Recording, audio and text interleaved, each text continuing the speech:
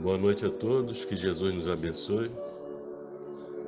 Há muitos fatos relatados de crianças que se recordam de vidas passadas, especialmente na Índia, onde Dr. Banerjee, Ian Stevenson e outros trabalham pesquisando essas memórias, pesquisando e buscando confirmar se verdadeiramente são verídicos os fatos relatados das pessoas que se recordam, especialmente crianças, de outras existências, de outras experiências. Há um fato em que o relato de uma menina que desde pequena, desde bem pequenininha, tão logo começou a falar, ela dizia para os pais que eles não eram seus pais e que também tinha uma outra família e que sentia saudade do seu esposo, que sentia saudade dos seus filhos. O pai, naturalmente, julgou aquilo tratasse de algo relativo às questões femininas, às crianças, às meninas, já com as tendências maternais. Imaginava ou pensava que aquilo fosse imaginação pura e não dava muito crédito, não dava muita atenção.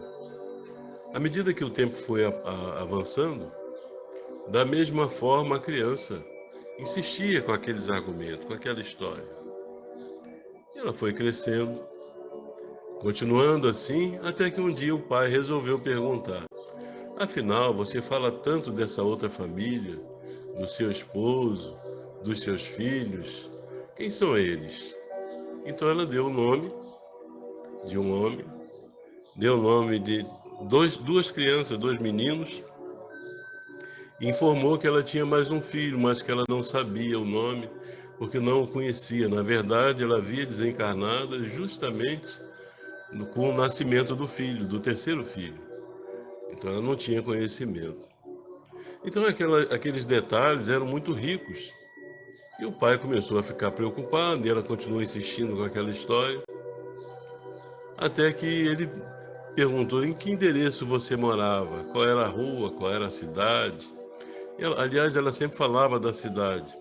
A cidade, mais ou menos como nós que moramos aqui em Macaé, mais ou menos essa cidade era tipo lá no interior de São Paulo, para a gente ter uma noção de distância. E a família dela, os pais dela, nunca tinham ido lá, nunca tinham citado aquela cidade. Em verdade, desconhecia aquela cidade.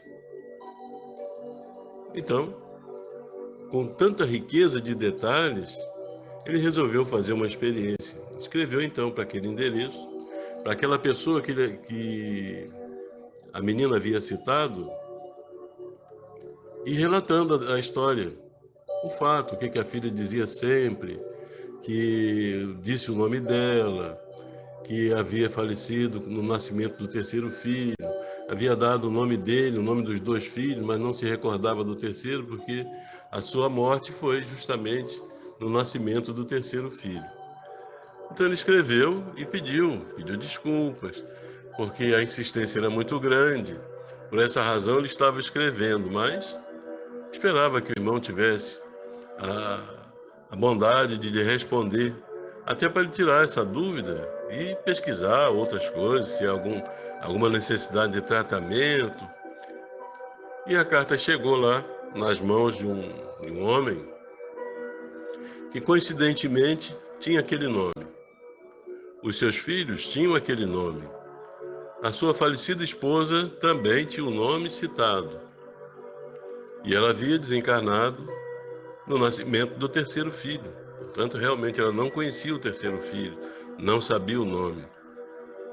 Ele ficou muito impactado com aquilo, mas temeu que fosse algum tipo de golpe, alguma armação, conforme infelizmente acontece.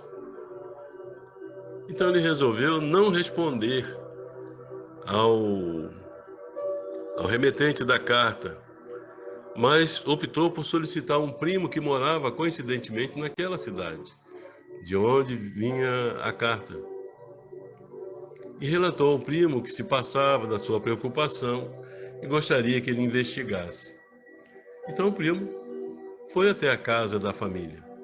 E chegando lá, quando a mãe atendeu, junto com a menina pulou no seu colo, fulano, reconhecendo como primo, e perguntou por diversas pessoas, falou tantos fatos, né, de coisas que haviam acontecido, e ele ficou impactado também com aquela situação. Escreveu imediatamente para o primo e falou: olha, primo, a situação é séria. É verdade, a menina me reconheceu. E falou de coisas que só eu, você e ela, na condição de sua esposa, conhecíamos. E acho bom você dar um jeito de conhecer essa menina. Então, o pai o homem da carta resolveu ir lá. Pegou os filhos e uma locomoção e chegou até lá. Aconteceu com ele o mesmo que havia acontecido com o primo. Quando a criança o viu, pulou no seu colo e beijou e falou das histórias de vida dele. Era verdadeiramente a ex-esposa reencarnada ali numa condição de menino. Agora vocês imaginam a situação para os pais, porque a menina não queria mais ficar com eles, queria voltar para casa, com seu antigo esposo, com seus filhos. E verdadeiramente ela não reconheceu o terceiro. Mas não havia condição. Na realidade, ela estava hoje numa nova experiência. Era hoje uma criança, filha daquele casal.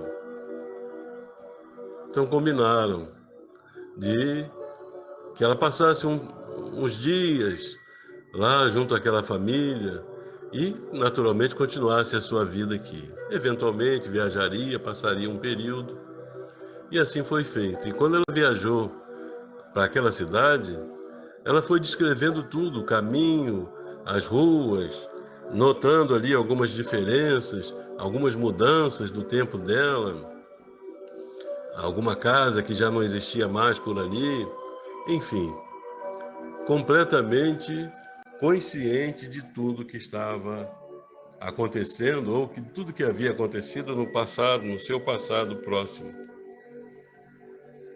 Então, meus irmãos, a imortalidade é um fato, a reencarnação é outro fato.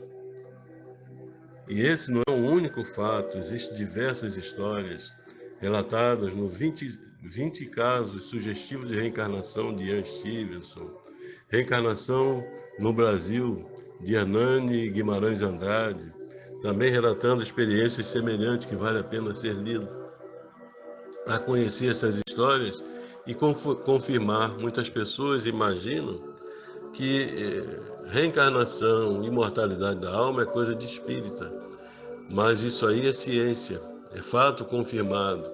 E Deus permite que o homem conheça para que tenha consciência de que é imortal. A vida não é somente esse momento. Para que os familiares, quando vêm partir os seus entes queridos, não se desesperem, consciente de que eles continuam vivos e que aguardam o momento do retorno para de novo nos abraçar, para muitas vezes retornarem e até mesmo na mesma família, no seio da mesma família. Quantas crianças que se recordam ter sido seu próprio bisavô, o seu avô, e recorda com detalhes, dando comprovação. Todas essas pesquisas foram feitas confirmando em cartório com pessoas, com familiares que conviveram, sem chance de erro. Então, é o que sempre dissemos, sabedores de nossa imortalidade, sabedores que reencarnaremos sempre até atingirmos a plenitude, até nos tornarmos espírito de luz, nós viveremos essas experiências porque a lei é de progresso. Precisamos progredir, senão estaríamos estacionados ainda na idade da pedra, se vivêssemos uma única vez. Não haveria chance da evolução. Mas a cada oportunidade que reencarnamos, em contato com outros que já viveram outras experiências, que já se encontram adiantados, vão nos ajudando no processo de evolução, no nosso progresso intelectual e, como consequência, também no nosso progresso moral. é confiarmos sempre e entendendo que assim vivemos e que o nosso futuro depende do que nós plantarmos hoje, plantemos o bem. Que o Senhor esteja conosco sempre. Muita paz.